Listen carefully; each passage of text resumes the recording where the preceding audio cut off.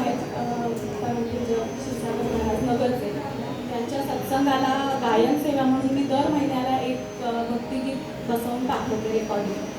पुण्यात पण होतो सत्संग, अनेक ठिकाणी होतो, तसं अमेरिकेत पण होतो.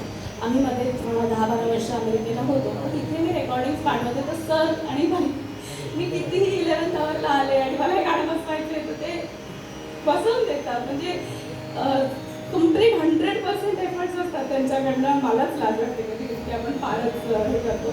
तर आज मी मल्हारमधलंच माझंच एक 2-3 दिवसाच्याच तयारीवरती त्यांना एक गाणं त्यांच्यासाठी म्हणून मी म्हणते मल्हारमधलंच.